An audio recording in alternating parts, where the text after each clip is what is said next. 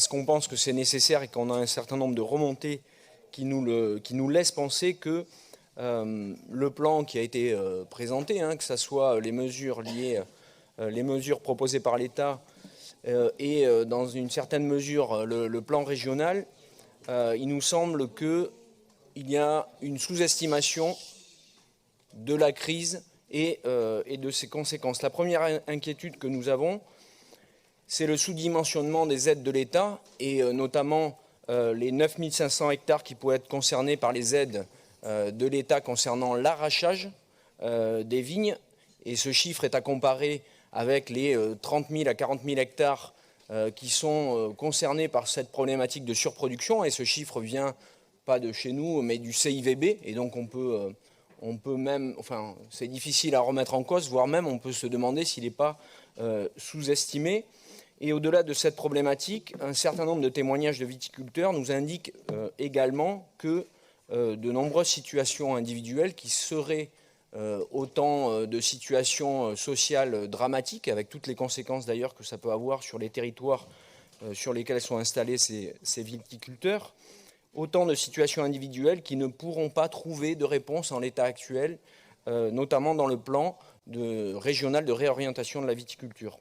C'est particulièrement vrai, juste un exemple, et on sait que c'est une situation qui va se multiplier pour un grand nombre de viticulteurs qui sont proches de la retraite. Un certain nombre d'entre eux, ces dernières années, y compris avec les aides de la région, ont amélioré leur outil de production et leur compétitivité pour au final se retrouver malgré tout avec une production qu'ils n'arrivent pas à écouler. Ils vont être complètement impactés justement par la crise dont il est question, et alors même, en plus des accompagnements de la région, d'accord, alors même qu'ils se sont endettés. Et c'est pour ces personnes-là, s'agissant de drame, pardon, mais c'est pour ces personnes-là compliqué de partir à la retraite alors que leur outil ne va pas pouvoir être valorisé, et donc en plus avec des dettes qui auront été contractées ces dernières années et se retrouver donc dans des situations extrêmement dramatiques. Je conclus rapidement. La deuxième inquiétude que nous avons, c'est sur la sauvegarde, s'agissant justement d'agriculteurs qui vont être dans des situations de fragilité. Le risque est grand qu'ils soient concernés par la tentation de vendre à n'importe qui avec des changements de destination de leur foncier.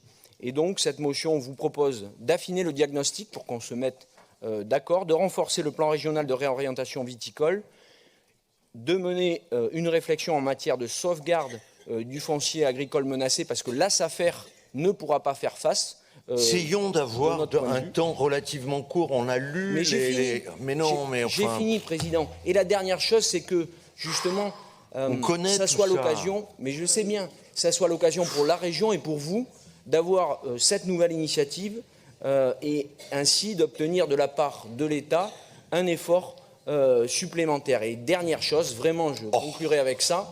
Dernière chose, puisque vous avez été sollicité, ils me l'ont dit, je vous propose de rencontrer la Confédération paysanne girondine qui, depuis 2018, ce sont les premiers à avoir alerté sur la dimension structurelle de cette crise et non conjoncturelle, comme un certain nombre d'acteurs l'ont cru pendant de nombreuses années. Donc si vous pouviez les rencontrer, ça serait peut-être un moyen d'avancer sur cette question. Qui me demandent. Personne n'a dit que c'était une crise conjoncturelle. Personne. Le CIVB l'a dit pendant assez longtemps.